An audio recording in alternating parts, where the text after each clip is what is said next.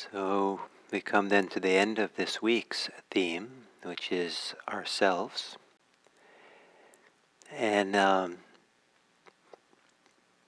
like to tell you of a somewhat famous quote by a Japanese Zen master named Dogen.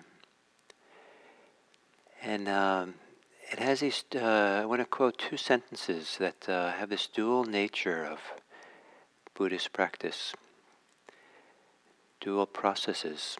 So he says, to study Buddhism is to study the self. To study the self is to forget the self. So those are the two I want to emphasize. He continues to say something like, to forget the self is to be awakened by all beings, to be confirmed by all beings.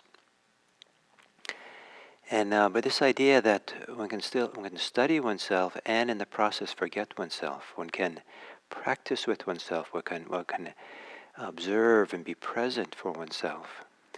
And at the same time, the process is that of forgetting ourselves. And this dual nature might sound paradoxical or contradictory, but as I've been saying lately, there are a number of things that humans do that have that dual nature. And one of them is hospitality, that we both we energetically and fully engage in the process of being host, while simultaneously putting some of our own desires for ourselves aside so we can be the good host for and care for someone else.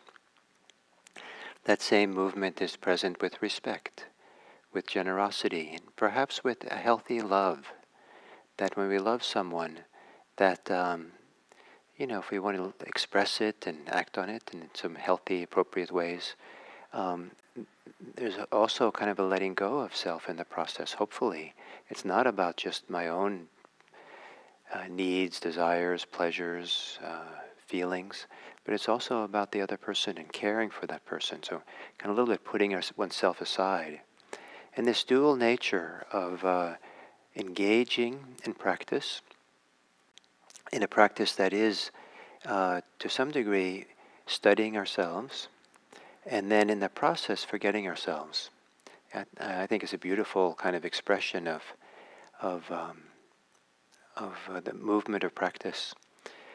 And there's a number of ways that this can work. And one is that, first I want to say that sometimes because meditation practice, mindfulness practice, has a kind of self-reference, like we're paying attention to our own breathing, or paying attention to our body sensations, our thoughts. And meditation, we often close our eyes, we're just with our own experience.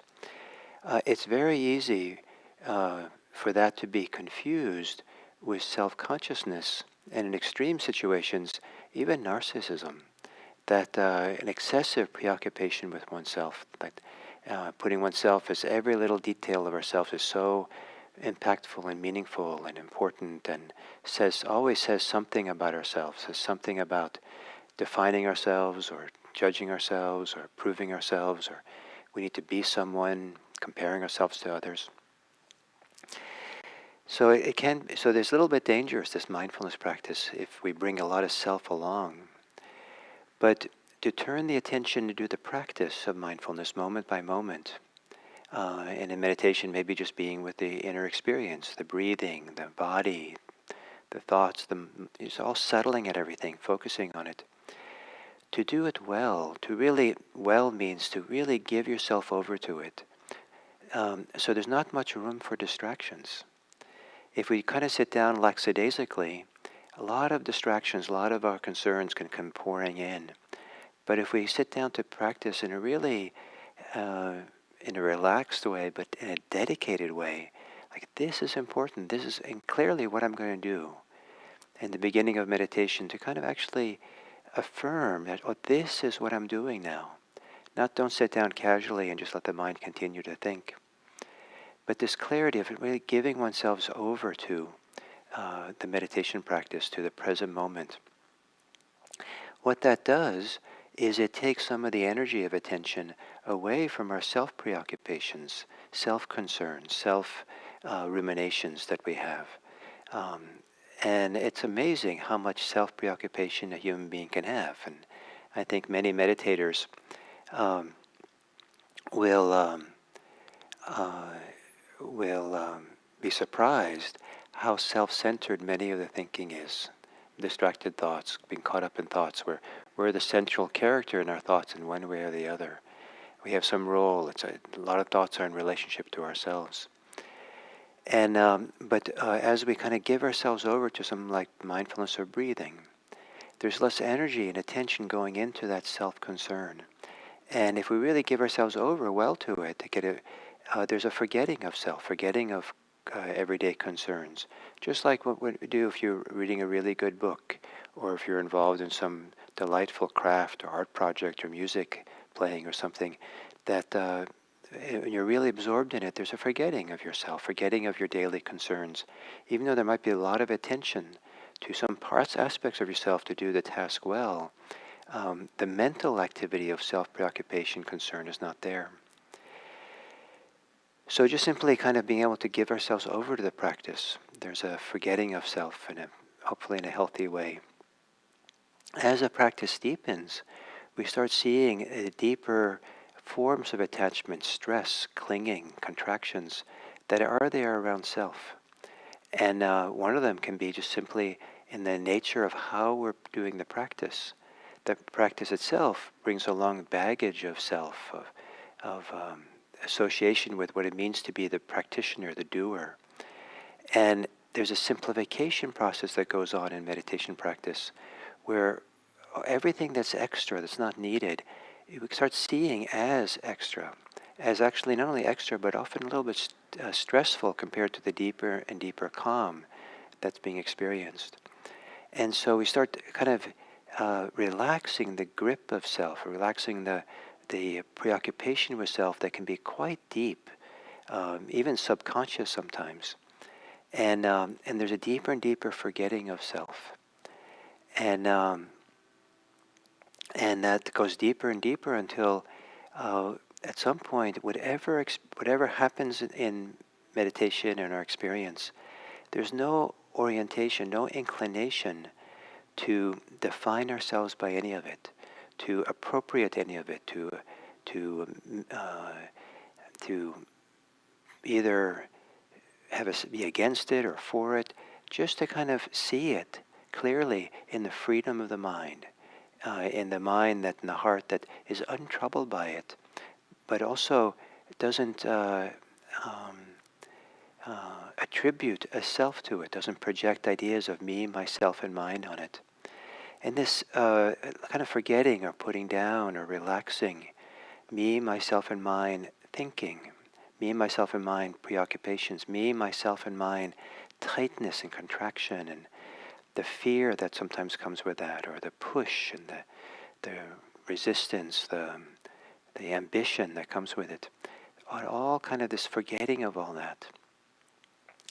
So there's a movement of studying the self in order to forget the self, where forgetting the self here is one of the most, it's like taking a delightful vacation. Everyone should have a vacation, and it's nice to have a vacation from self. It doesn't mean that you're not going to pick it up again, or you're not going to take care of yourself, or you don't. It's not that. It doesn't mean you have to have a big debate about the philosophical nature of what the self is and isn't. It just means that you've radically kind of given yourself a vacation, a break, a pause, a sacred pause, where self-concern, self-preoccupation is no longer present. And it has been discovered simply by settling into the present moment and practicing simple attention and concentration.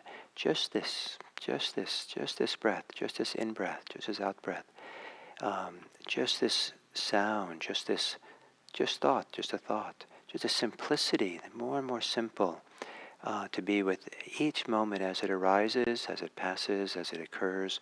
Be in the flow of the present moment, the flow of the occurrence right now, with no retrospective thinking, even 2 seconds before. What was that just happened? Oh, that was great. Even that can fall away. And no anticipatory thinking.